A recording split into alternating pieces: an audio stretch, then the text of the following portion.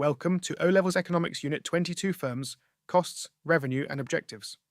As firms increase their output, their costs of production change. Total cost is the total expense incurred in producing a given level of output.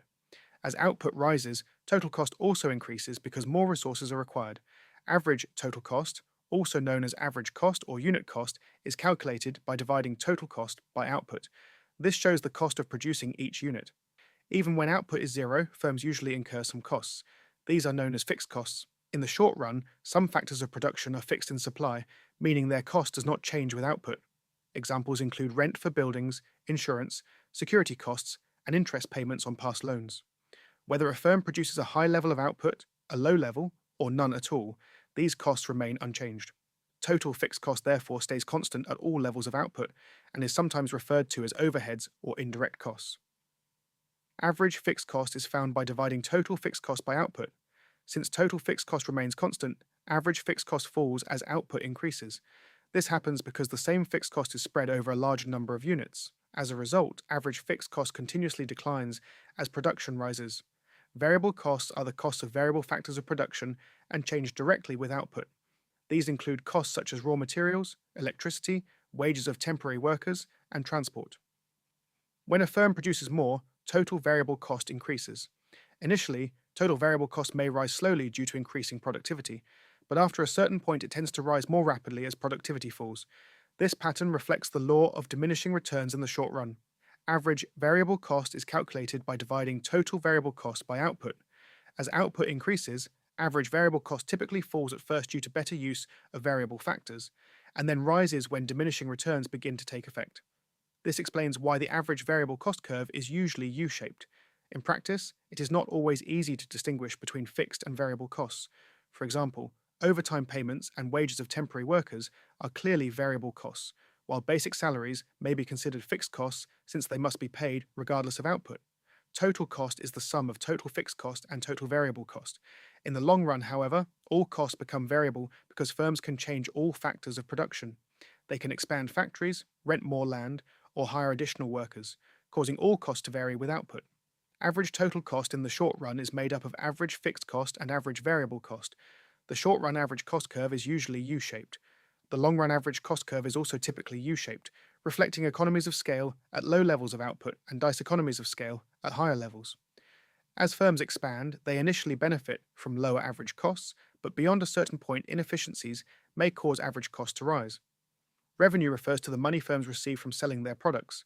Total revenue is the total income earned from sales, while average revenue is total revenue divided by the quantity sold and is equal to price. In highly competitive markets, firms are price takers, and total revenue rises steadily as output increases. However, in most markets, firms are price makers and must lower price to sell more. In these cases, average revenue falls as output rises, and total revenue increases up to a certain point before eventually falling. Firms do not all share the same objectives. Some firms aim for survival, especially when they are newly established or when market conditions are difficult. In such situations, firms may be satisfied with covering their costs and staying in business until conditions improve. Growth is another common objective.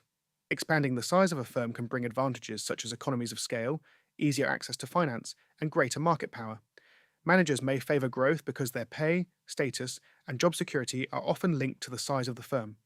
Some firms, particularly state-owned enterprises, may focus on improving social welfare.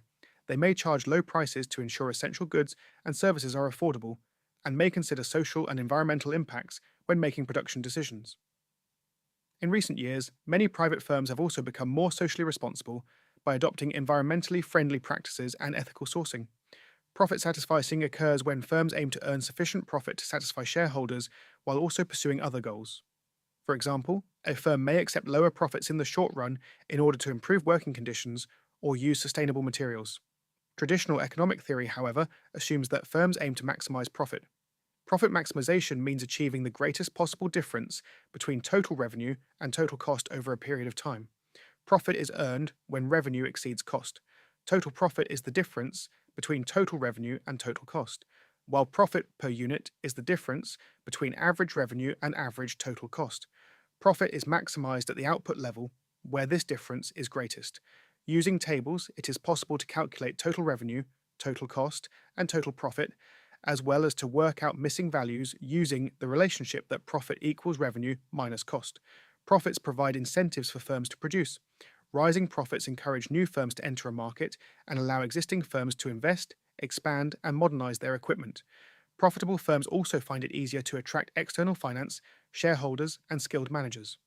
A fall in profit may initially have little effect if it is expected to be temporary, but persistent low profits can lead firms to reduce output or exit the market altogether. There are two main ways to increase profit: reducing costs and increasing revenue.